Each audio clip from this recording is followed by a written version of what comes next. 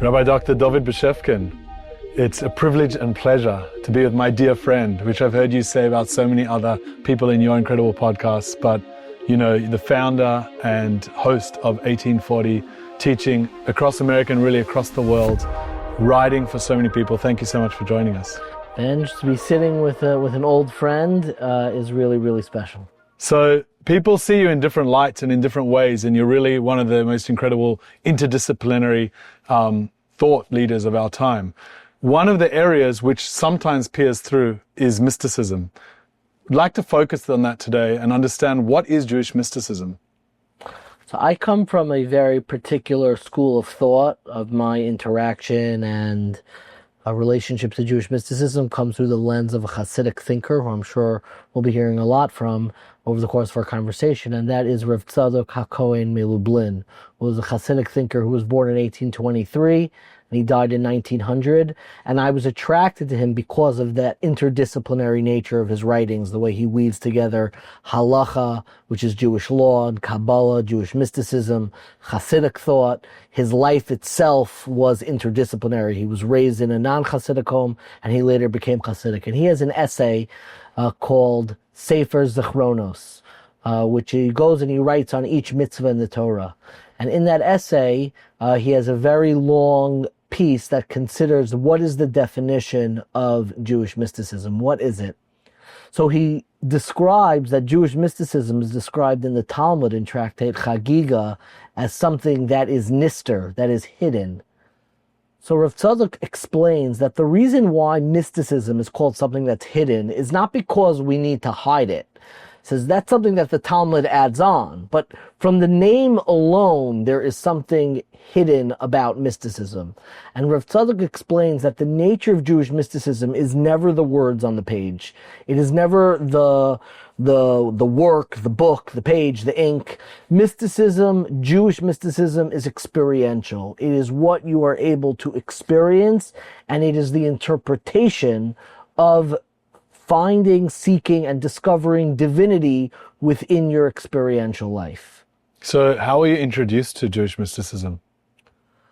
I think the first time I was introduced to Jewish mysticism, I had many teachers, but the first time that I felt overtly that I was hearing something otherworldly, that I was hearing something that was from beyond, and I realized at that point that that's what I've been hearing my entire life, from my mother, from my father, from my family. But the first time I had that experience, I know exactly where I was sitting. It was on a Thursday night. I was in 12th grade. I was in high school. I was eating a beef and broccoli from Wok Tov, which is the local Chinese store in the 5 towns. I think it was F14 was what it was on the menu. And I was at a mishmar that was being run by Rav Moshe Weinberger, who at that time was still a young I wouldn't call him up and coming, he was established, but he was giving a mishmar in a high school.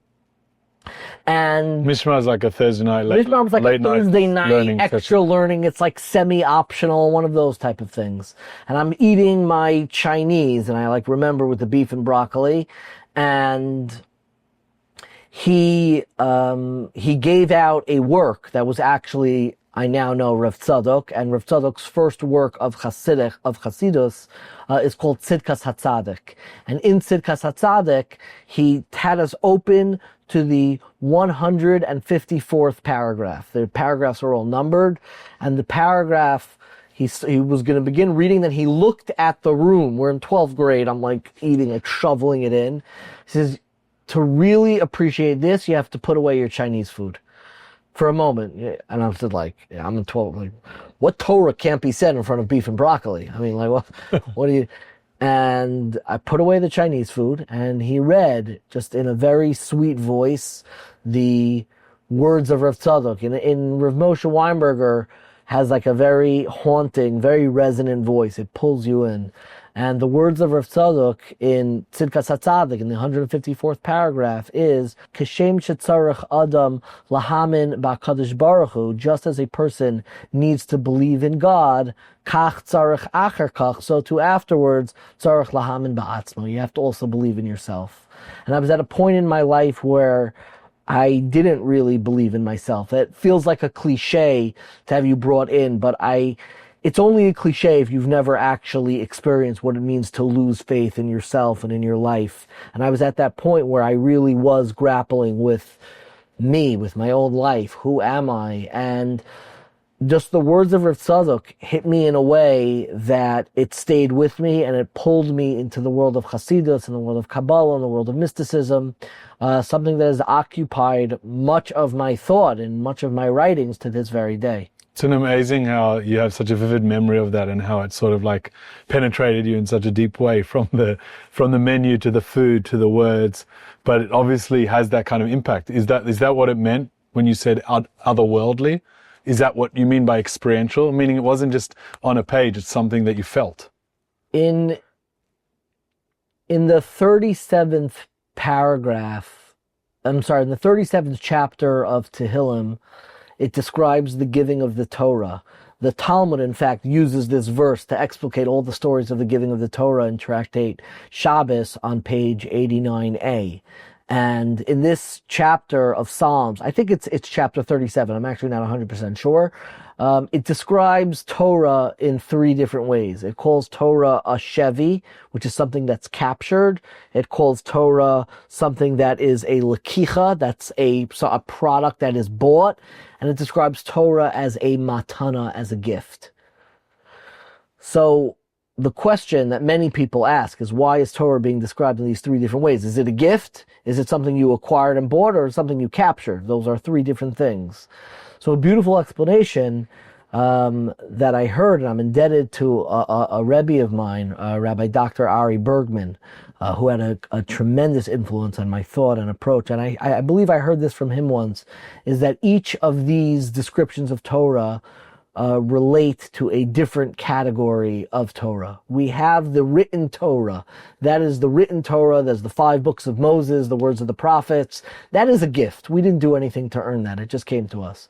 Then we have the oral law. That is the interpretation, the give and take. That's what we, so to speak, purchase. We give of our own intellect, our own interpretation, and we yield from it the body, the corpus of rabbinic law. That's the interpretive part. That's the lekicha. It's transactional, so to speak. But then there's a part that's captured, and that is mysticism. Shevi is actually described, it's the word Shin Beis Yud, as being an acronym for Shimon Bar Yochai in this verse. Shimon Bar Yochai, who is considered to be the I wouldn't even call him the writer, like the inspiration, the inspirational writer of the Zohar. Let's call it like that. And why is mysticism described as something that you capture? And I'm coming back to answer your question, is because that's the only way to create experience. What do we talk about it when you, so to speak, freeze a moment in time? We literally call it, I want to capture this moment. I want to capture this moment. Why do we call it capturing a moment, which is literally the word shevi, that the way the Torah is described in this 37th chapter of Psalms, is because time like flows by back and forth. But sometimes you have a moment that is captured, something experiential that continues to animate your present.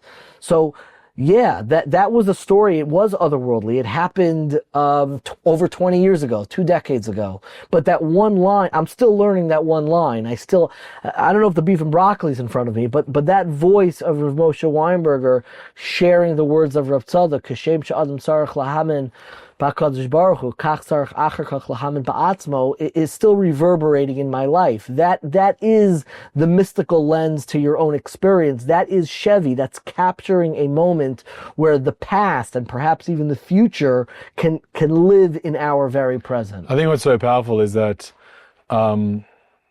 yes, you came to capture it, so to speak, but it really captured you. Very much so. It's captured you, and it still holds you in that way, and you hold it. And that's really the kinyan, that's the acquisition that you have. And that really underscores the depth of that experience. And the specific sentence you decided to quote, first you believe in God, and just as you believe in God, then you believe in yourself. It's almost like the God is the given, yourself is the journey.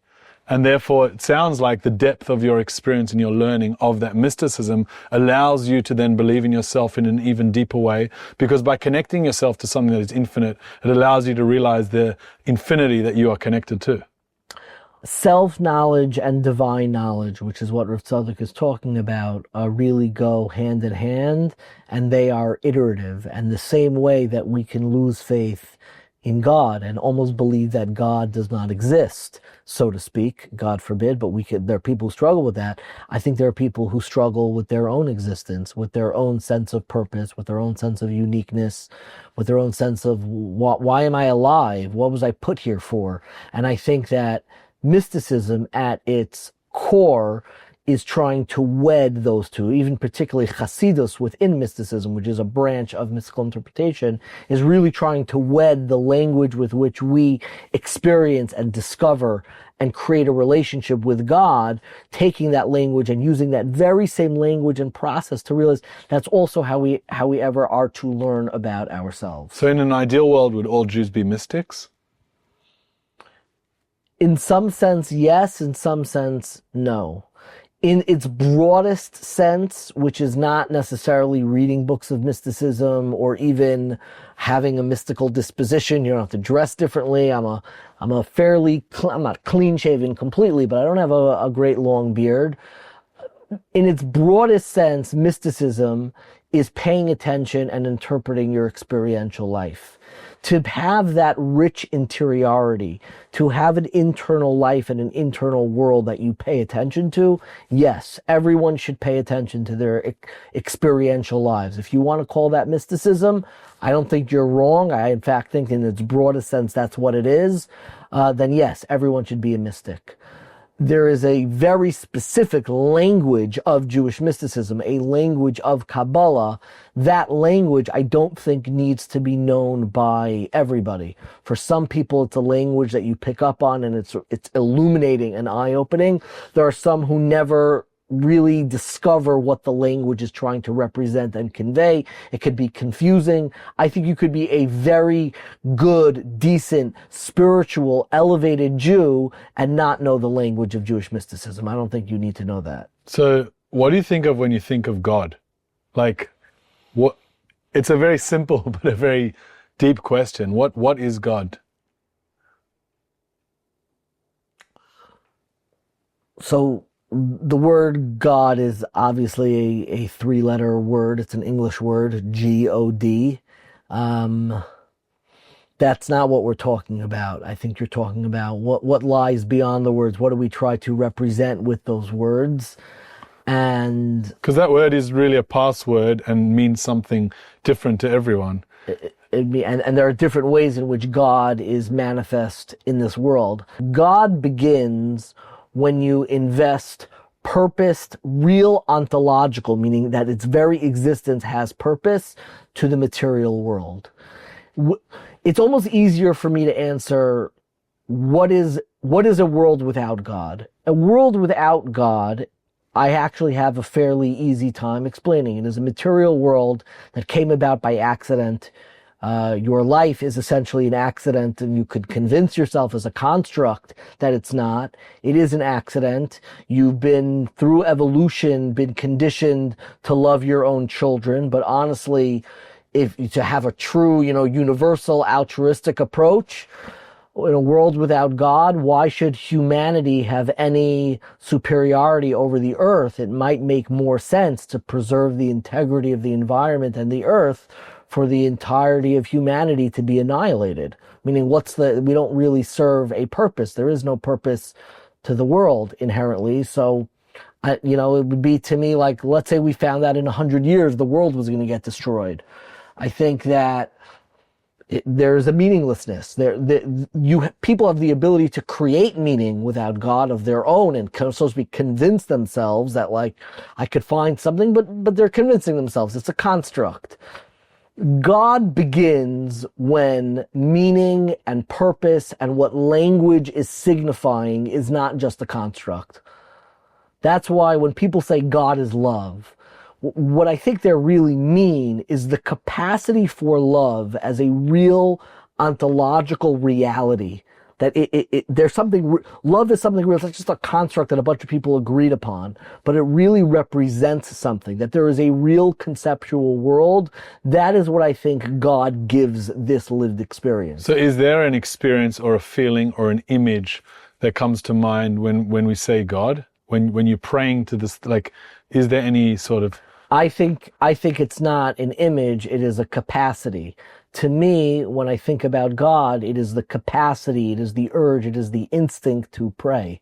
If you've ever felt that instinct, and I'm not talking about somebody who's, praying 3 times a day in a Jewish, minyan. No, but anybody who's ever felt the instinct to reach beyond, anybody who has looked up and said, I need help. I don't know why I'm here, who felt the angst of purpose, of alienation. That is where God begins. So it's almost like a feeling, like there's an experience that is very much synonymous with that word God. But I think more than a feeling, I think it's a capacity. It's an instinctive capacity that we have within our lives. An instinctive capacity to want to give, to want to love, to want to be loved. Nobody has ever looked in the eyes of their wife or their children and didn't believe in God with real love. With real love. They weren't thinking, oh, this universe is an accident, I happen to love you, it's just neurons firing. That's a very reductionist, materialist approach. It actually is a very coherent approach. I understand it. To me, the layers of interpretation almost parallel the different dispositions and religious ideas of the world. To phrase it quickly, we have 4 levels of interpretation. We have pshat, which is the plain meaning of the text. We have remez, which is the allusion to the text. We have darash, which is the deep investigative interpretation. And then we have sod, which is experiential, which is the purely experiential world. I believe, and those 4 are colloquially sometimes called by their acronym Pshat, Remez, Drash, Sod as Pardes, which means a garden. And it's referred to when the Talmud sometimes speaks about Jewish mysticism, it says entering the garden. It's going to the deepest layers of interpretation. But to me, a plain reading of the universe is an atheistic reading. It's just looking at the universe as a self-sufficient materialistic body. But you have to be honest about it. What is a world without God? Then love is a construct, language, everything's a construct, meaning's a construct, and it's all just try to distract ourselves until death and then oblivion. So I don't know. Why even wait till then? Life, if you're a very radically honest atheist, it is a hard world to live in. So then where does the Jewish people fit in?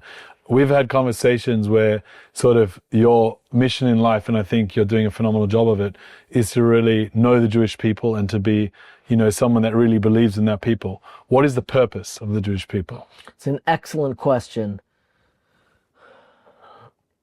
The purpose of the Jewish people really begins with the founding of the Jewish people and how the Jewish people were ultimately structured. The Jewish people are founded not by prophets, not by rabbis. That's not what we call the founders of Judaism. We call the founders of Judaism avos and imahos, which means mothers and fathers. That's the founders of Judaism. Judaism is designed deliberately in a familial way, meaning Jewish identity is unearned. I did not do anything to earn my Jewish identity. I was born into it. Even a convert who chooses to become Jewish, once they make that decision, it is irrevocable. Like Hotel California. There's only doors in, there's no checking out. When it comes to the purpose of the Jewish people, the question is, why are we structured this way? Which I think we'll get to our purpose for the wider world. Why are we structured this way? If Judaism's purpose was to be just a light unto the nation, so to speak, by how wonderful we are, then Jewish identity should be structured in a way where the only people who are considered Jewish are the righteous, are the good ones. And we may have different definitions of who the good ones are. The good ones are the people I like, the good ones are the people you like, but that's not how Judaism is structured. So one would think if you were starting a religion, you would start the religion and you would include the people who are committed to the religion, who are doing it correctly, who really are passionate about it, whatever your metric is. That is not how Judaism is structured. The entire story of the book of Genesis is the creation of an immutable familial identity as the heart of Judaism that is structured through the Avos, Avraham, Yitzchak, and Yaakov, and the Imahos, which is Sarah, Rivka, Rachel, Leah. and their children will become the 12 tribes, form the bedrock of the Jewish people. But the identity is unearned. So why is Judaism structured in this way? I believe Judaism is structured deliberately as an unchosen identity, as a message to ourselves and the world to learning how to contend and build and find meaning with our unchosen roots. With the part that came precede us that we had no power over. Because what are we trying to show the world? The ultimate unchosen identity is not Jewish identity. The ultimate unchosen identity is existence itself. Nobody chooses to be alive. Nobody chooses to become conscious. I don't even remember when I became conscious. Most people don't remember. You have earliest memories, but there's not like a moment where you're like, oh, okay. It's unchosen. Existence itself is unchosen. What the Jewish people represent and what we are supposed to teach the world is how to grapple with our unchosen identity. The ultimate unchosen identity is existence itself, and we are a model to the world for how to sanctify unchosen identity, which essentially, in its most essential part, is life itself, is existence itself. So our purpose is to allow others to see that? Our purpose to the world. Yes. Our purpose for ourselves is to sanctify our unchosen identity, which is our Jewish identity. What does that teach? That's learning how to sanctify existence, how to sanctify life itself. And our purpose for the world is to teach others to do that? Absolutely. Or by us doing it for ourselves, that's enough? No, I think we are meant to teach the world how to live and embrace their unchosen identity, existence itself. Amazing. I think we have a very real message to tell the world. Everyone is grappling with the hyper-local experience of being Jewish. Not the whole world is not Jewish, and the whole world is not meant to be Jewish. But the whole world is grappling and trying to figure out, how do I make meaning and sense and purpose out of an identity that I did not choose? What's that identity? For us, it's Jewish identity. But in a deeper level, what we're modeling for the world is existence, is the ultimate unchosen identity. And how do you sanctify it? How do you find meaning out of it? How do you find purpose out of it? That's what we are doing ourselves and hopefully modeling for the world. So is the answer to that question sort of the 613 mitzvot, which are different paths in different categories and areas to be able to... Is contending with commandedness, yes. Contending with commandedness. Well, there are even pathways to be able to sanctify that. Sure, and there are different ways, and different people are going to have different relationships with commandedness. But I think our purpose is teaching people the very notion of commandedness, the very notion that there is a purpose, there is a way to live, there is a way to find nourishment and spiritual meaning in life. And that's what commandedness in its deepest sense is. It's that almost deepest, most essential type of urgency of how you should be living life. Amazing. So how does prayer work from a mystical perspective? That's a very, very serious and complex question that I'm not sure I'm still trying to figure out in a lot of ways how prayer works. My difficulty with prayer, and I think most people's difficulty with prayer, is when they realize that what we pray for more often than not does not come true, is not manifest. I mean, you know, we've all seen tragedies happen. We've all had sick people that we are praying for to get better, and we've all had loss. We've all had things where we're going to storm the heavens and we're going to ask for it and it's going to come, and then it doesn't come, and that disappointment can be religiously heartbreaking. I know it was heartbreaking for me at a point in my life. I have memories of me alone in a classroom reciting Tehillim, waiting for God's answer. And the response that sometimes God says no does not fill me up, and never filled me up, because it sounds like it's usually no.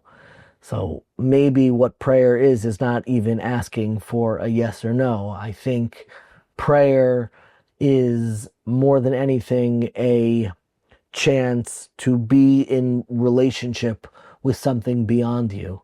I think prayer is an experiential reminder to ourselves that there is a purpose that lies beyond us. And there's a deep, deep comfort and it should shape us. I actually think the ultimate prayer and the ultimate model of prayer is what's oftentimes spoken in AA groups, what's known as the Serenity Prayer. And I actually was an intern once for an organization that helped Jewish alcoholics and substance abusers and their families. It's called JACS. So I've merited to be inside of the room at AA meetings. And the Serenity Prayer says, Lord, give me the strength to change the things that I can. Give me the serenity to accept the things that I cannot, and give me the wisdom to know the difference. The first thing we pray for in our daily Shemona Esrei, which are the blessings that we say in direct communication and direct confrontation, so to speak, with God, the first thing we request and ask for is that wisdom to know the difference, is the wisdom to know what is within our power, is that prayer is not a retreat from action. Prayer is not a retreat from agency and independence and choice and decision making. I think prayer is that internal space where we actually grapple with the limitations of our agency and our ultimate dependentness on something that lies beyond us. And I think that the Serenity Prayer in 3 lines in many ways captures what I think, with much more mystical foundations and allusions and language, but ultimately what prayer is trying to accomplish. To give us the strength to change the things that we can, to give us the serenity to accept the things that we cannot. There are things in our lives that are never going to change. You could pray for them from here to the day you die. It's never going to change. Part of prayer is asking for that serenity to accept the things that you cannot. And of course, at the heart of prayer is that grappling, is the wisdom to know the difference. God, I don't know where I end and you begin. I don't know what my capacity is. I don't know what I should even be trying to change sometimes. I think the ultimate prayer, which the Rabbi of Reb Tzadok's Rabbi was Reb Simcha Banim of Pshischa. And he says the ultimate form of prayer is what Dovid HaMelech says, King David says in Psalms, Va'ani tefillah. I myself am the prayer. The illusion that Reb Simcha Banim gives to talk about prayer is sometimes, you knock on the door and, there's somebody dressed in a suit and they want a meeting with you, and they pull out a nice pamphlet, and they talk about their nonprofit and their cause and what they're doing, and you can decide to give money and you can decide not to give money. Sometimes you hear a knock at the door, you open the door and you see somebody who's broken, clothes are ripped, they look dirty and just forlorn and hopeless. You don't ask that person, do you have a brochure? You don't ask that person. That person themselves is coming before you with that brokenness. And I think that what prayer is an opportunity to come before God completely. Meister Eckhart says, it is the same eye with which I see God, that's the same eye that God sees me. And what I think prayer is an opportunity to bring the entirety of yourself, all those hidden parts, all that disappointment, all that, everything, the entirety of self, and bring it to something transcendent, to something that is beyond. And sometimes you don't even need the brochure. That itself is the prayer. Bringing those two together, Vani Tefillati, I am my prayer. It could be saying that not just I am my prayer, but my I is my prayer. Yes. If you bring that together in that sense. But I think what you're saying, which is very deep, is often when we communicate, the purpose of this communication, one would think, is for you to be able to understand what I'm trying to say and what I'm trying to give across. So prayer is a method of communication where it's a medium to get across a message. But the message may be reversed in the sense that prayer is actually a medium for a relationship. Correct. The words aren't, like, if it's going to be a yes or no at the end, isn't even as important as the capacity to be able to say something. Yes. And then where does it put Torah study? What is the goal of Torah study? I think the goal of Torah study is taking our interpretive abilities of our own experiential lives and reading and connecting to the dictates of the Torah and mitzvos. Again, this is pure Torah study, and using our interpretive abilities to find resonance and find ourselves in God's words and the words of the Torah and the sages that come after them. So in that process, does Jewish mysticism view women and men as the same? I think the answer has to be no, but for a different reason. I think what mysticism is basically trying to do is develop a language where the conceptual is more real than the material. It is trying to give you the conceptual underpinnings to the material world. So men and women are different in the material world. They're different biologically. They sometimes have different, aptitudes and different, there are differences between men and women, and you can read, whether it's psychologist or biologist or any doctor talk about the many, many differences between men and women. I think that what mysticism focuses on is not on biological differences, but what are the conceptual energies that are differentiated, that are oftentimes manifest within genders, but what do those gender differences represent? And I think that we do sometimes use the language of gender differences. That's not trying to make a distinction that all men are this way and all women are that way. It's trying to say the ultimate differentiations that we see through gender, what does that conceptually represent spiritually in terms of the way the world works? And I think that difference very much is present throughout Kabbalah, specifically the capacity and the desire to give and the desire to receive, and talking about how to unite those two powers, which is the masculine and the feminine power, which doesn't mean that every woman is purely a receiver and every man is purely a giver. But conceptually, we have two different forms of energy. I'm speaking very broadly, that I think is what Jewish mysticism privileges, is the conceptual differences that are manifest in much different ways biologically. One of your roles is really to help youth come into Judaism, is to connect in so many different ways. When you look at that kind of person that's coming in, is Judaism meant to be hard or is Judaism meant to be easy? I love that question. My instinctive answer is easy, but I would rephrase what I mean by easy. Judaism is meant to fit into your life. Our entire sense of self is a container, is a vehicle for the divine, and is meant for divine expression. We're not trying to stamp out or to eradicate our personality and our all of our quirks and differences in sense of humor, our character. That's what was being informed and being filled up by the relationship with the divine. So I think that Judaism is meant to fit into our lives. I think very often when you see people who are struggling with religious life, with Jewish life, it's usually because they have too much or too little, and both are possible. It's possible to have an unhealthy relationship with Jewish commitment, with Jewish law, with halacha, with mitzvos. You're like so nervous, so anxious, it's so inorganic. You're not able to converse and have healthy relationships with those around you. That's too much. And sometimes there are people who have too little. It's so watered down. It's so inconsistent. It's so non-substantive that it doesn't nourish them. It's like, it becomes like a piece of candy that the piece of licorice every once in a while doesn't really fill me up. I want real stuff, and Judaism doesn't seem that way to a lot of people. So whether it's hard or easy, the Torah itself calls it something that is exceedingly close to you. It's not hard. It is not in the heavens, lo b'shamayim hi. It is not in the heavens. It is karav elecha. It is very, very close to you. So in that sense, I think Judaism should be easy. Not that it doesn't require sacrifice or commitment, but the ease should be that it fits your life. It fits who you are.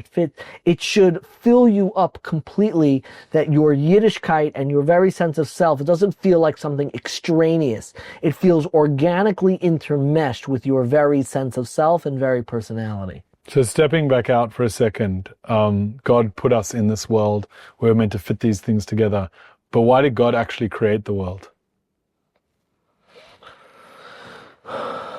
The first person who I think developed a real theology directly trying to answer this question was Rav Moshe Chaim Luzzatto, the Ramchal. And I think the way that it is ultimately described is God created the world in order to give, in order to have in other, in order to bestow, because the ultimate good is the good that comes from giving.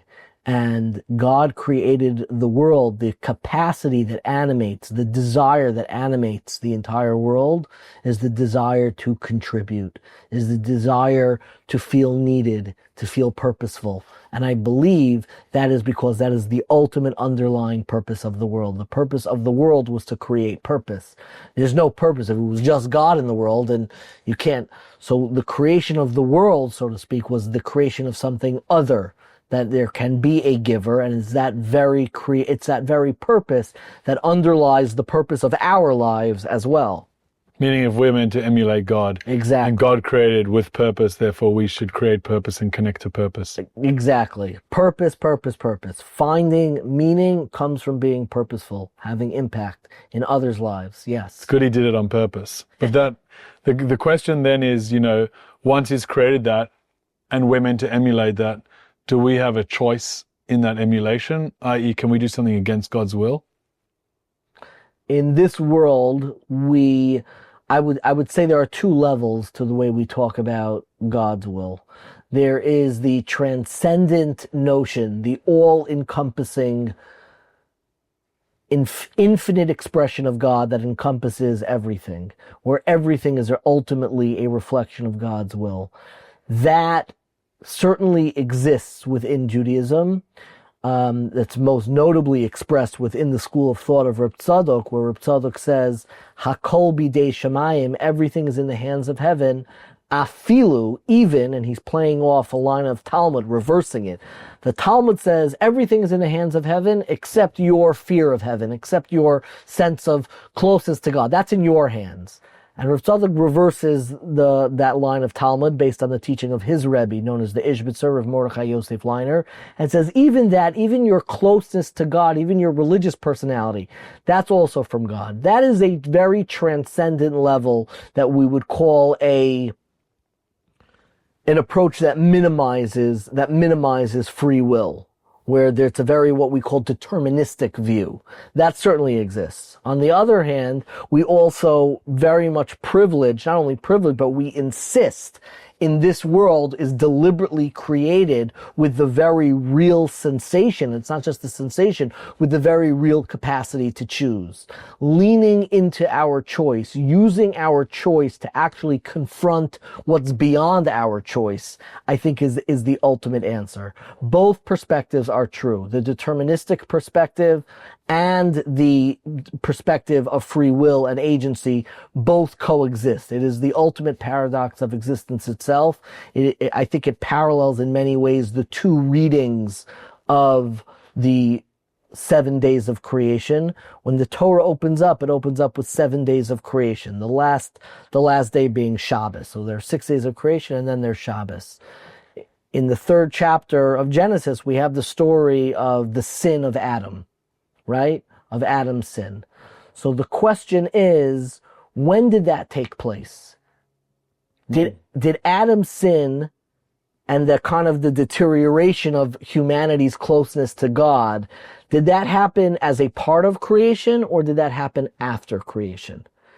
And that tension we see in the text itself. The text is ambiguous.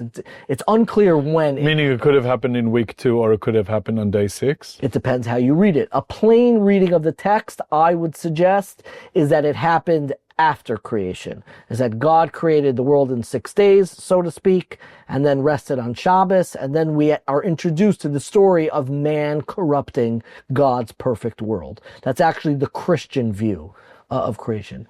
The Jewish view holds both simultaneously. We have the plain meaning of the text, but we also have the Talmudic interpretation, where the Talmudic interpretation deliberately places the sin of Adam as a part of creation. That is significant because it means that there is a perspective which failure itself, sin itself, distance itself, alienation itself is also a part of creation, is also that deliberate manifestation of God. So both exist. We live in a world that requires us, that demands of us to exercise our free will. But our free will has capacity, has limitations, and there is a perspective that exists simultaneously, that even what lies beyond our will, even our free will itself, are all reflections of God. Just to unpack one part of what you said, you're saying that essentially the capacity to sin did not just happen, it was part of the fabric of creation, and therefore God willed the sin to happen, so to speak. That's the Talmudic reading. The Talmudic reading deliberately dates the sin of Adam, that it took place on the sixth day of creation before Shabbos. And that when God, on the sixth day of creation, looked at the world and said it was very good, that was actually God's acknowledgement of the existence of sin. subjective evil in the world. Wow. The capacity to see something as not just good or bad, but something can be very good, is where subjectivity, which is that subjective approach to the world, was really born through the sin of Adam eating from the tree of knowledge. Yeah, another interpretation could be it's very good that humanity decided to do something for itself. Meaning that God created that space for us to co-create, and then we took action. Mm-hmm. Whether or not that action was good or bad, the fact that we took action could have been very good in God's eyes. Yes, but how to interpret that very good of the sixth day? Why is God all of a sudden calling it very good? I think you get to both of these perspectives, the deterministic one and a one that's more couched in free will. Yeah, well, I mean, if the purpose of creation, according to the Ramchal that you quoted, is to be able to give, and the ultimate expression of giving is giving someone the capacity to do something on their own, then when he saw them do something on their own, that's very good. Exactly. So what about, part of our mission is to rectify that original sin, is to come to a better time, what we call Mashiach, the Messianic era. What do you think of when you think of Mashiach? There are three stages to the world, in my opinion. The first stage is the creation of the world. And God creates the world through a Hebrew verb. He doesn't create it through words of action. The way we talk about God's act of creation is vayomer. And in fact, which means, and he spoke, and he said.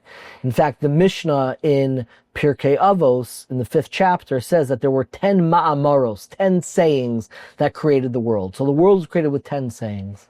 The Torah, when God gave the Torah describes them as dibros, which also is a word of language, which means and God spoke out, but it's a different form of language. We'll get to what that difference is. Then finally, there is the word Mashiach. Mashiach, Reb Tzadok writes in Divrei Sofrim, in the 16th paragraph, Reb Tzadok says that the Hebrew word for despair is 317. The Hebrew word for despair is yush. If you add up the numerical value, what's known as gematria, of each letter, yud, vav, aleph, shin, it's 317. To transcend despair, says Rav Tzadok in this very important seminal paragraph, this 16th paragraph in Divrei Sofrim, he says to transcend despair is 318, which is the word siach. Siach. Siach is also a word for language. The word Mashiach is me siach, coming from the place of siach. So it's very interesting. Let's stop for a moment. God creates the world with the word vayomer. Then he creates the Torah, so to speak, with the word vayedaber. And redemption ultimately comes through siach. What are the differences? Why are they all words for language? So I'll try to say it as succinctly as possible. The word vayomer versus vayedaber is the difference between, sometimes you ever teach a class Once or twice. So what happens when you throw out a question to the audience? You have a make-believe audience over here. So I go to the make-believe audience and I say, what's the difference between Vayomer and Vayadaber? They're both words that sound, and he spoke. What's the difference? What's the class? What's going to happen with the class? What are they going to do? They're going to be chucking out different ideas. Or they're going to be dead Usually, quiet. honestly, they're going to stay quiet. Yeah. No one's going to really respond. They'll be like, I don't know. And they'll be quiet for a few seconds. There may be one goody two-shoes will raise their hand and say, it's me. But everything changes if you call on one kid and say, Josh, what's the difference between Vayomer and Vayadaber? All of a sudden, If Josh, you're compelled to say something. he needs to say something because he was called upon. That is the difference between Vayomer and Vayadaber. Vayomer is throwing out a question that you don't necessarily have to answer. You're not being addressed personally. It's what you have the capacity to feel. Vayadaber is where you are confronted, not just with a question, you're being confronted by a speaker. That's why the word dover, a speaker, is conjugated specifically from the word Vayadaber. It's when I say, Josh, Sarah, Rachel, you call on somebody, that's where you're confronted. You in your life are being called upon. That is the world of Torah, right? We live in that world of Torah. The problem is when we live in that world of Torah, which is not the world of what you can feel, that's the creation of the world. That's what's out there. You can respond, you cannot respond. Torah is the world of what you should feel, how you should be living. You're confronted by somebody, and you feel like, and you know what happens in that world? You try to live that way, but you know what happens? You mess up, and you fall apart, and you feel shame, and you feel guilt, and everything is a mess. And ultimately, you can oftentimes despair, and you can say, I messed up. This is not working out. You start to stop believing in your own life, in the purpose of your own life, your ability to find meaning in your own life. When you're not able to reach and respond properly to that world of Vayadaber, of the Aseres Hadibros, of what you should feel, you end up with all of this brokenness, all this shame, all the feeling that a lot of Jews, all Jews I think, carry to some degree. That is what I think about when I think of Mashiach. Mashiach comes from the world of Siach. Siach is not what you can feel, the world of creation of the world. It is not what you should feel, which is the speech of the Torah. It is what you feel. It is learning how to find redemptive experience in your actual life where you are right now, and saying that I can find redemption in my own present life. Mashiach is that redemptive idea that comes from that place of siach, that's non-hierarchical conversation. Not you know more than me, I know more than you, but in the presence of my life, where I am right now, with all of the imperfections, with all of the things that I should be doing and I'm not, with all the things that I'm reaching for and don't yet have, being able to find wholeness and completeness and divinity and spiritual nourishment in that place, that is the messianic impulse that animates the entire world. That is the redemptive impulse that's been flashing since the creation of the world, and that is the individual notion of Mashiach, of being able to find that wholeness and that enoughness in your own individual life. There is a collective vision of Mashiach, which is when the entire world is able to reach that place, where we're able to see it in one another and through one another, where we're able to see in the right here, right now, Mashiach, that redemption. I don't think anything's going to change in the world except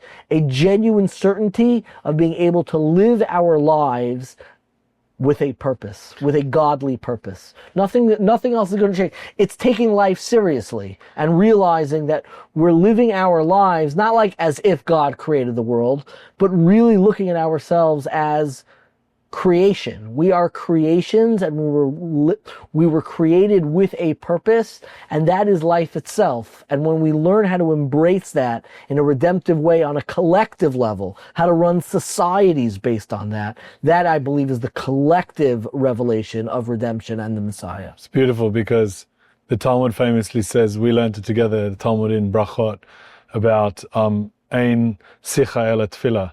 Yeah.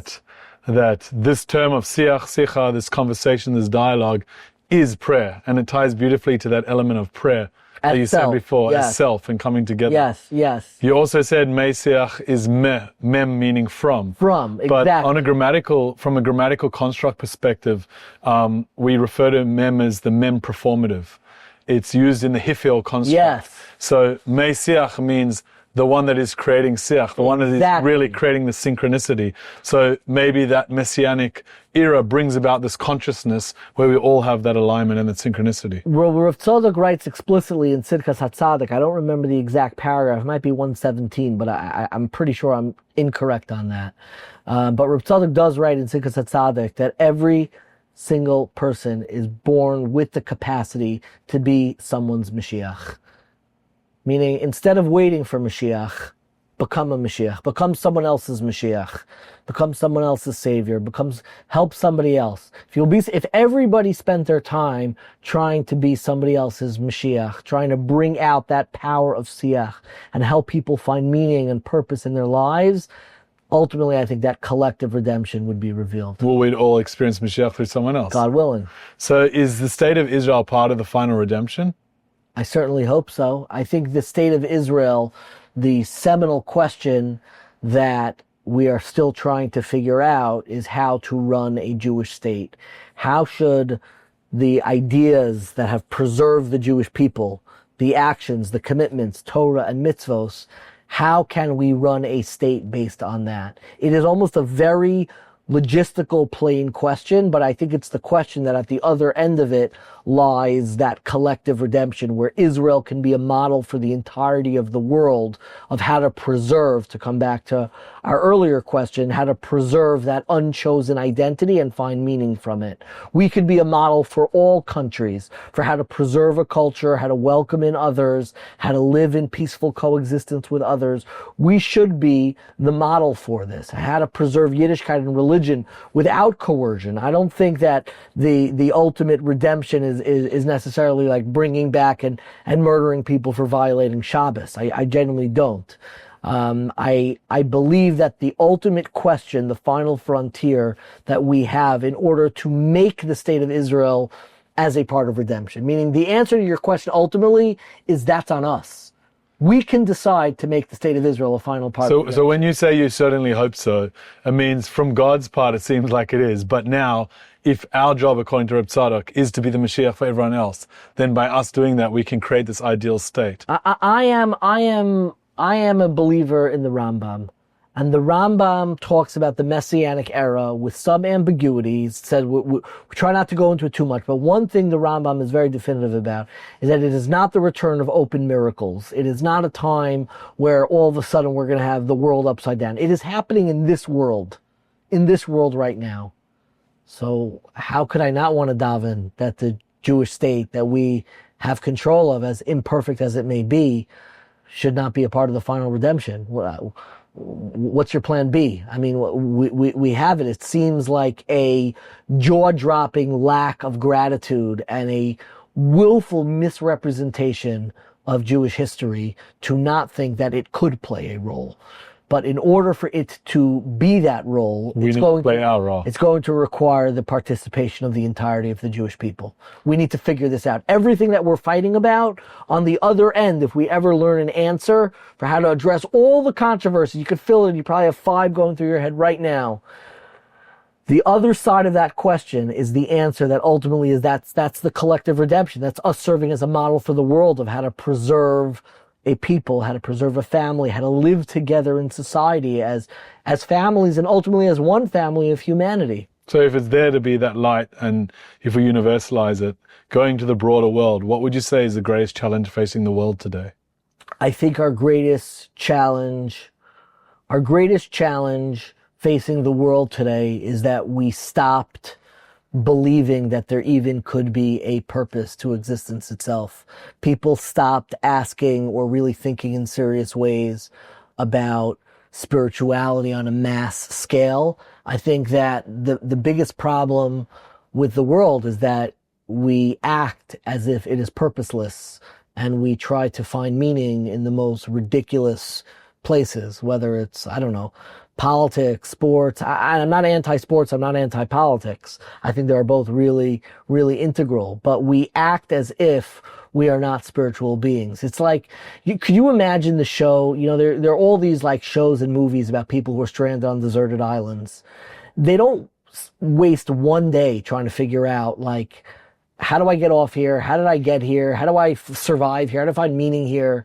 And for much of human history, we were still asking that question, which is like, how do we get here? Like, what are we meant to do with our lives? And there was a time where the greatest minds in the world were solely focused on these questions. And they spoke about spirituality, they spoke about transcendence, serious people. And I think that part of the tragedy of modernity is that we no longer stop taking those questions seriously, is that we think the answer to our questions is in HR departments and in corporate governance and in political oversight. Yeah, those are all good things. None of these is going to give us the roadmap for existence itself.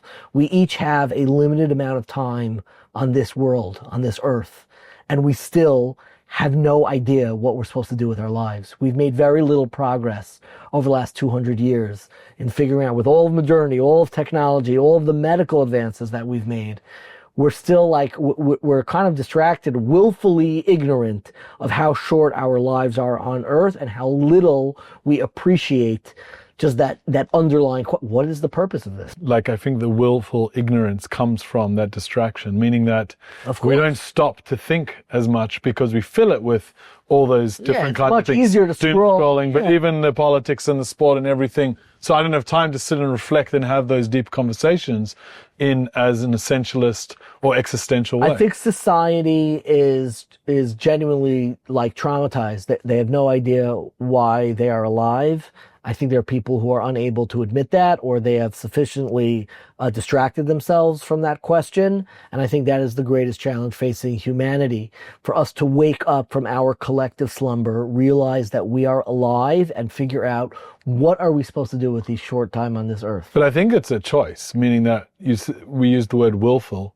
The willful ignorance. I think we choose to distract, meaning someone says, well, how am I going to fill my time? What am I going to do? So I'm actually filling that because part of it may be because it's such a hard question. Part of it may be for the fear of the answer. Mm-hmm. And part of it may be that we don't have the capacity or capability to grapple with it because we've trained ourselves to have something else tell me what's going on. Yeah, it bothers me a great deal that, especially since October 7th, with the headlines all about Israel and Middle East and all this stuff, I'm saying the world has very little understanding and does not take religion seriously. And I think that if the world examined and understood Judaism, Islam, Christianity, what these forces represent to the world, what is our vision collectively together, how do we get all of us closer, I think we would be in much better shape. But the language that we've become so used to is the language of modernity, which is much more political, which is much more technical, much more capitalistic, much more about money, and all of us are in a slumber in our lives, which is why anybody who's confronted death, it's a wake-up call. You wake up to life. So you talked about the language of modernity and how it's had these effects, and in a sense, you said that it's almost a disappointment that with this advancement with modernity, we haven't really got that much further on the answer to that question. What has modernity done for Jewish mysticism? Or how has modernity changed Jewish mysticism? I think modernity has revolutionized Jewish mysticism. As you know, I have a 1840. Hoping you're going to go there. Yeah, as you know, the media site that I run is called 1840, and the reason why it is called 1840 is named after the Hebrew calendaric year of Tafresh, which was the year on the Hebrew calendar of 1839, 1840. And in that year, the significance of that year is that it was the end of the 6th century of the 6th millennia. And that year, the Zohar says that the lower waters are going to open up and they're going to fill up the earth with wisdom and knowledge of the divine. So in the year 1840, there was actually a great messianic awakening. And that was also the year that, if you look just in terms of what was happening in the world, the Industrial Revolution, it was a year of great modernity. There's a great book by Orlando Figes called The Europeans, which focuses exclusively on the 1840s and how the world was changing during that decade. I named 1840 specifically after this year because during that debate of that messianic awakening, so as you know, there is no figure called Mashiach who came in the year 1840. There was actually a debate. There were people on, let's say, more in the right-wing, traditional, conservative part of the Jewish community who actually blamed the fact that Mashiach did not come. They blamed technology, they blamed modernity.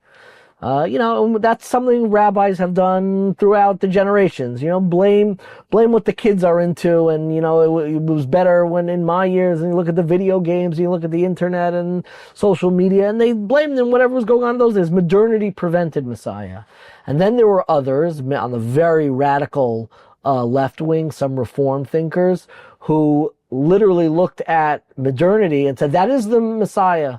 This is it. This is the Messiah coming. We can live nice, comfortable lives. We have telegraphs and locomotives, and the world is globalizing and becoming smaller. This is what the Messianic age is. There was a middle path that was charted by Rav Tzadok's Rabbi, who I told you we'd be coming back to a few times. Rav Tzadok's Rabbi, the Ishbitzer, Rav Mordechai Yosef Leiner, began his Hasidic movement on Simchas Torah of Taf Reish in that year of 1840. That's when he broke off from the Kutsk movement of Hasidus, and he started his own Hasidic movement. His Hasidic movement was actually a reinterpretation of what those lower waters can actually yield. It was that modernity actually allows us to ask redemptive questions. Modernity frees us up to look at our lives in new ways. If you lived 700 years ago, what choices were at your disposal, what abilities you had, your identity was very much baked in. A lot of what modernity has offered us is the world of choice, of really building lives as we see fit, as we wish. And modernity gives us more and more options and optionality. What mysticism allows you to do is to find order, to find unity in that divisiveness, in that world of chaos, of modernity. And mysticism has had a explosion, but specifically from the lower waters. It's been very bottom up. The movement of mysticism is not just, from the top down, this is what you should think, this is what you should feel. The ultimate movement is one that can address from the lower waters, a bottom-up movement, an organic awakening, where society realizes that the only way forward is to start asking the real questions. The only way forward, the only real progress to move society forward is to figure out the most essential questions, which is the meaning of life, the purpose of life, etc., etc. So I think modernity in many ways, and I've built the entirety of 1840 on this very premise, is that modernity accelerates our engagement with mysticism, deepens our need, the urgency of mysticism. I compare it to many ways of the relationship of modernity to mysticism is similar in many ways to the relationship of modernity to Shabbos. Is Shabbos is it harder in modern times or easier? It's become much harder to keep Shabbos in modern times, much harder. So many more distractions, there's so many things that you can't do, so to speak. It's much easier. Keep 700 years ago, there was no option to drive or turn on lights. It's much harder. It's much harder nowadays in many ways, but the urgency of Shabbos is so much more needed. The outside world looks at Shabbos observant communities with a rightful state of envy. We are preserving the very purpose of life itself, the ability to be, the ability to find meaning in existence itself. And that to me is what mysticism is all about. And both of them, I think, are intimately connected to modernity. So what differentiates Jewish mysticism from other forms of mysticism in other religions? That's a really, really, really complex question because it relates to different definitions of where Jewish mysticism ends and where other forms of mysticism begin, and also the interplay specifically between Christian mysticism and Jewish mysticism were very much in dialogue with one another. There was a scholar named Christian Nor van Rosenroth who translated the Zohar and many mystical texts into Latin that ended up really revolutionizing thought and modernity. He was in dialogue. The work he put out was called the Kabbalah Denudata, and was in dialogue with Leibniz and with Newton and John Locke, and this whole circle, not Christian Nor van Rosenroth, but the people who were around circulating his ideas, most notably Francis Mercury von Helmont, who was the person who went around selling this Kabbalistic text. There's a writer named Alison Couder who talks about what was the attraction specifically of Jewish mysticism to all of these thinkers as opposed to Christian mysticism. And there is a real Christian mysticism. I quoted earlier Meister Eckhart, who I believe was a great Christian mystic and really has had some profound ideas. But Jewish mysticism, I believe, is something very, very unique, and it relates to how we see and understand redemption. Essentially, what Alison Couder writes, and I think it's absolutely true, is that the unique contribution of Jewish mysticism is that the Jewish view of redemption, of rectification, is not to capture a forfeited past, but to create a more perfect future. The Christian view of original sin, the Christian view of the creation story, dates, as I mentioned, the sin of Adam after the creation story. So God created a perfect world, man corrupted it, and now we have to go back to God's perfect world. We're trying to restore something. The Jewish view is much more proactive and requires the actual participation and agency of humanity, of the people. That is where we are meant, and humanity's purpose is to perfect the world. Perfection is not seen as a forfeited past, but it is the future state that it is upon us to create and bring to the world itself. I think at the heart of Jewish mysticism is this emphasis on agency and our need to create that actual future. I think that is at the heart of Jewish mysticism. And I think in many ways what differentiates it and what attracted many Christian thinkers to that Jewish idea as articulated through mystical texts, most notably the school of thought of the Arizal. And you could read about that. Alison Couder has the book. It's called Kabbalah, the influence of Kabbalah on the scientific revolution. Happens to cost a fortune, but I did interview her. She's a fascinating thinker, and it's a fascinating work. It's a fascinating lens to think at the interplay. One of the ways in which I conceptualize different mystical approaches to different schools of religious thought to mysticism is that Pardes concept that we spoke about earlier. There's a concept called Pardes, which means that there are 4 levels of interpretation. There is the Pshat, which is the plain meaning, the Remez, which is the illusion, Drash, which is the investigative meaning, and then there is the Sod, which is the experiential meaning. To me, and this is my own approach and my own conceptualization, the Pshat reading of the world is atheistic. It's reading the world, so to speak, as a text, but only looking at what's plainly stated in front of you. To me, the Pshat of the world, the plain meaning of the text, is an atheistic, materialistic world. Then we have an illusionary text, the Remez. I think this is the Christian universalistic view. It is a universalistic where kind of everyone has the same capacity, and the world mirrors some spiritual world. So we're kind of mirror images of one another, and we're trying to flip the script to bring our material world into that spiritual world. That's the world of Remez, illusion, which I think is a very Christian approach. And Christians, you should know, spend a lot of time on Remez, on allegorical approaches to the Bible. There's a writer named Frank Talmadge who wrote an article about how Christians approach this 4-part structure called Pardes, Pshat, Remez, Drash, Sod. So Pshat is atheistic, Remez, I believe, is Christian. Drash are the brothers and sisters of Judaism and Islam. Judaism and Islam are both center commandedness and law in our lives, because we're not trying to reverse the material into the spiritual. We're trying to wed the spiritual and the material together. We're trying to bring them together and fuse them together in different ways.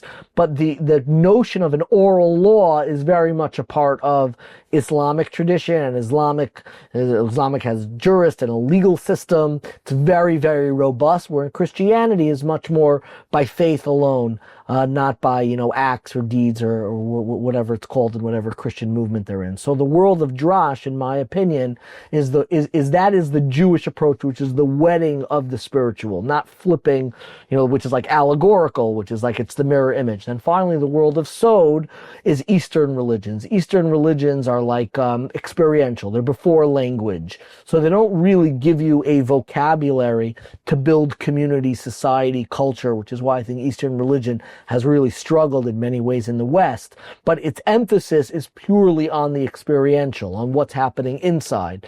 There doesn't really have a mechanism for how to integrate Sod into your daily life when you're driving in a car or, at the supermarket. It requires a transcendent, almost a removal to get to that place that's pre-language, that's purely experiential. But I do believe that all religions contain a capacity, a very real reflection of the divine idea. I think you've seen that plainly in Jewish texts as well. Everything is a reflection of the divine, especially a force as powerful as Judaism, Christianity, Islam. This is not just, I don't look at the world and just saying, anybody who's not Jewish made a total mistake. These are very real energies and forces that exist in the world. And I think that this framework, at least for me, helps understand the different emphases of the different religions. What's interesting is that the last one you said was Sod, which is the secret, which you referred to as experiential. And you said that, Westerners have had a hard time with that Eastern element of religion. If you look at the places where that Eastern element of religion has had an influence in the West, it's in places like meditation, it's in places like yoga, which is almost often, for most people, a moment in the day where they actually have to leave what they're usually doing. Exactly. And they have to go into a specific experiential framework. But what's also interesting is that one of the Kabbalistic approaches to text is Sfarad, where they reverse the acronym and they put the Samach, the last letter, first. And then if you're looking through the Eastern, through the Pshat, Remesh, Drash, what you're actually doing is saying, how do I refuse the spiritual into the physical, as opposed to leaving the physical to go to the spiritual? And that's really what Kabbalistic tradition is trying to do. It's trying to, whether it's how I eat, how I drink, whether it's how I interact with people, how I can infuse that in my life. Well, the Vilna Gaon, the great Gaon of Vilna, who was the acknowledged, one of the greatest Kabbalists who ever lives and greatest halachic minds, Jewish leaders in the 18th century, writes that the ultimate expression of Pshat is when the Pshat, the plain meaning, coheres with the mystical approach, and that they're supposed to cohere with one another. So I think the ultimate secret, so to speak, is learning how to look at this material, seemingly world absent of God and look at everything as completely God infused. It's when the Pshat and the Sod, the plain meaning and the secret, are suffused with one another. So does someone need to be religious to study Jewish mysticism? To study Jewish mysticism? I don't think so. What does it even mean to be religious? To study Jewish mysticism, as I said before, reading the words. Some of the great academic scholars, Gershom Scholem, spent his entire life. He was not a classically religious person, though I think he had a very deeply religious soul. But he was not a classically religious person, and he has a lot of works that I think do some measure of justice. Some are better than others, explaining the basic underlying ideas. That's called studying mysticism. So it's like learning a new language. There's a difference between, when you learn a new language, so you can know how to translate the words, Duolingo, you know how to put some words together. You might even speak totally fluently. But the only way that you're going to be thinking in that language, where you're sleeping at, it's fully a part of you, where you can almost think of two minds, which people who are bilingual know what that means to be of literal two minds, where you're not even taking one word and transferring to another, but you have two worlds that you can enter in your mind. That to me requires a religious outlook. That the experiential component of mysticism, which is its ultimate essence, requires a religious orientation. What is mysticism if there is no God and it's all not real and it's all kind of made up phony baloney? Can Jewish mysticism be dangerous? I think so, absolutely. I think anytime you are engaging with your own purpose and the ultimate meaning of life and existence, you can end up warping, you can end up convincing yourselves of realities that may not exist. I think anytime that you are trying to get to the essential answers of anything, there's risk. There's risk involved. Of course there's risk involved. I would look at it as the same way of like talking something out with a parent. You know, when you ever like speak out something through with a parent, so there's risk involved. Why? Because if I talk this out with some random friend and, you know, they don't approve or they don't like it, okay, I could like dismiss it. Talk to, you know, your dad, your mom, and, you know, they disapprove or if something comes off wrong, you're crushed, you're broken. Why? Because you're getting to the essence of who you are. You're talking to your parents. So I think mysticism in many ways is trying to get to the essence of Judaism, of God, of divinity in the world. And there is a danger when we deal with the essence, when we try to understand what is at the heart of life itself. It's very easy to misinterpret and you go in wrong directions. It's also very easy to become almost nihilistic, where nothing has any meaning. If everything has meaning, then nothing has meaning. And you feel that, you know, you could get stuck and pulled into that world where your own agency, your own perspective, the own reality of your life can become effaced and become just all part of this transcendent meditative planet that can become nihilistic or antinomian, which means that you stop really following the law and believing that there's a sense of commandedness and actual purpose. So I think mysticism can be dangerous, which is why anytime that we deal with the essence, anytime that we deal with the most essential, we have to approach cautiously, carefully, and thoughtfully. It's interesting, like even those that study Kabbalah seriously and mystical texts, there's a special prayer you say before, there's special preparation to be careful with what you're dealing with. Anytime that you are dealing with something essential, if you bring in your schmutz, your garbage, your baggage into what's most essential, it's going to really mess things up. I mean, the most sanitized place in the world is a surgery. When you open up the body, you have to make sure that there's no, you know, viruses, chemicals, I don't know, whatever's going around. So they sanitize so carefully.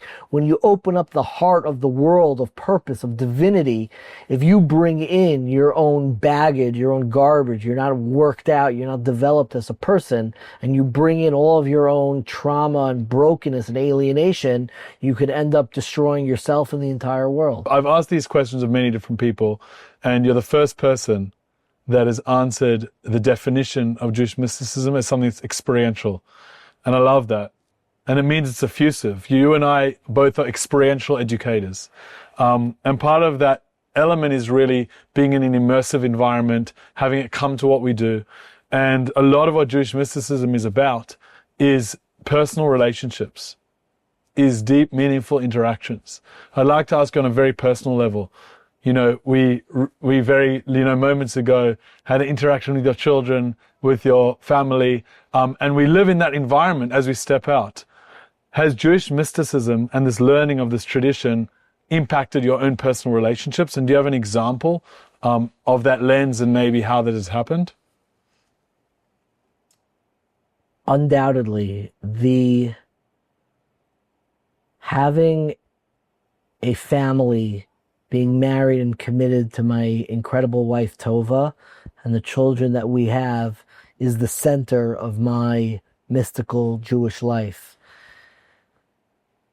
I believe it's the Vilna Gaon, once again, who writes that the ultimate litmus test for one's piety, for one's holiness, for one's progress spiritually is their relationship with their spouse.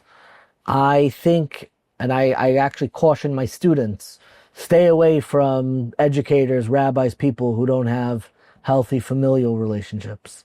I think it's really at the heart of Judaism is learning how to find nourishment and meaning from your spouse and your children. It is the holiest place. I oftentimes say, the Holy of Holies, the Kodesh HaKadoshim, the inner sanctum of my life is not the Beit Midrash, it is not the synagogue, the shul, it's my home. It's the Holy of Holies. And I would say, I'm trying to think of something specific, the recentering of my life and the centering of my family as my number one religious priority. So that's different than my number one priority. It's my number one religious priority. How I look at myself, am I a big tzaddik, am I not a big tzaddik, is not something I explore when I'm davening, or it's not something that I explore when I am learning. It is a question that is in the hands of my wife and my children. They're the ones who decide what is the impact that I will have on their lives. And I have centered that very deliberately because I think the ultimate expression, the ultimate redemptive expression of mysticism is finding that pleasure, that joy in giving to your immediate family. I think it's the ultimate expression of the mystical idea, of the connection, of the reunion of husband and wife, is that ultimate rectification of the original sin. There's a phenomenal idea that I was first introduced to actually by Rav Judah Michel. I remember where I was sitting when he told it to me. It's from the Beis Yaakov, who was actually a son of the Rabbi of Ishbitz and a contemporary of Reb Tzadok, Rav Yaakov Leiner. And Rav Yaakov Leiner writes in Beis Yaakov, in speaking about the sin of Adam, Adam's wife, Chava, Eve, first ate from the tree of knowledge. And then she gave to Adam to eat. And then she gave to Adam to eat. And the question that many people ask is like, why did he eat? He knew better. He knew he wasn't supposed to. He knew he was prohibited not to. So why on earth would he do that? So the Beis Yaakov says something that is absolutely astounding and has moved me ever since. It says that Adam knew that he was not supposed to, and he also knew that he would be banished from Gan Eden. But the problem is he knew that his wife already ate from the tree. So he knew that she was going to get banished already. And he said, if I'm going to be here without my wife, then it's not really paradise. So he ate deliberately from the tree of knowledge to exile himself to be with Chava. I believe genuinely that the purpose of the world is you finding that zivug, finding that companion, finding that other, and learning how to sanctify your commitment. It's called marriage. Learning how to sanctify that commitment. Some people merit to have many children. Some people are never married. Rav Tzadok never had children, and it pained him deeply. But at the very heart of existence is being willing and having the courage to say that if it's without my spouse, if it's without my family, then it's not paradise. What we're doing is we're going into exile to ultimately rebuild that paradise, but it's the paradise that we build with our spouse together. Because without my spouse, like the Beis Yaakov interprets in Adam, in that story of Adam Harishon, of the first sin of Adam, if my wife's not here, it can't be Gan Eden, it can't be paradise. Beautiful. Charesh Yameinu Kekerem, to come back to that time, that Torah that we said. And also, that's the idea in the Sheva Brachot. We actually say to go back to that time because it can only be achieved through the union of the relationship with the other. So, you've shared so many beautiful ideas as they relate to practical questions that I've asked. I'd like to ask, as we conclude, just for an idea, for idea's sake, what is a beautiful Jewish mystical teaching that you take with you wherever you go, or that's resonating with you at this moment that we can share with those that are listening? Rav Tzadok writes in the 41st paragraph, because they're numbered, the paragraphs of his work, Tzidkas HaTzadik. He has a very short but profound idea, and one that I think about a lot. we have a concept that you may have heard if you had a traumatic elementary school Rebbe like myself. I don't remember which one said it to me, but a lot of people, maybe it was a camp Rebbe, they said that every time you do a mitzvah, you create an angel. And if you do a mitzvah, this is what the Rebbe said that traumatized me. If you do the mitzvah incorrectly, then the angel, is born like without an arm or without a leg, and it's like disabled and all this stuff. And I'm just like, okay, that's really stressing me out. That's not helping. But it's based on a real medrash that you get an angel for doing a mitzvah. And Reb Tzadok says something absolutely astounding. He says the reason why you get an angel, so to speak, for performing a mitzvah is because the angels are the shliach, are the messengers of God, and we accepted the mitzvos through a messenger. Moshe was God's messenger and taught us the Torah, so the reward for keeping the Torah is we get our own messenger to protect us, and that's the concept of that angel that you create, that divine assistance that you get. But Reb Tzadok says that the Talmud says explicitly that there were two commandments that we got not through a messenger, that we heard directly from God. The first two mitzvah, so to speak. The mitzvah of God saying, Anochi Hashem Elokecha, I am your God, and Lo Yihi Elocha, and there should be no other gods besides me. Says Reb Tzadok, what do you get for performing those mitzvahs? So Reb Tzadok says, when you perform the mitzvah of God, we heard it directly from God. So what we get, so to speak, kiviyachol, so to speak, for accepting the mitzvah of God is God himself. Is that providence, is that divinity in your life. And that idea of, so to speak, creating or allowing yourself to create that God that is then a reflection of your life and the world, it sounds radical, it almost sounds borderline heretical. But I've lived in the world where it feels like there is no God, where you're not ready to see that, you're not ready to accept that, or it just doesn't seem around you and you feel like you're in the void and it's absent and it's just dark. I remember staring out at an apartment on Laurel Hill in Washington Heights, and I remember a night just staring out the window. It was pitch black. What I saw, what I'm looking for, it was dark. I was in the abyss. And that's the world of being in a godless world. And it is deeply comforting that Reb Tzadok says that the reward you get for believing in God is God himself. God is the reward. And that is something that reframes belief itself. It reframes emunah, reframes faith, it reframes Yiddishkeit. It's being able to build a Yiddishkeit that coheres with the world, coheres with your life, and elevates everything around you. And ultimately, that agency starts right here, inside of us, within our lives. So beautiful. The darkness that you saw in Washington Heights outside, as you explained, came because there was a darkness inside. Yeah. I look outside now of your home and I see bright lights because there's such an emanation, there's such an illumination that's coming from inside, and you're sharing that with everyone. You've done a lot of podcasts, well over 100, I assume.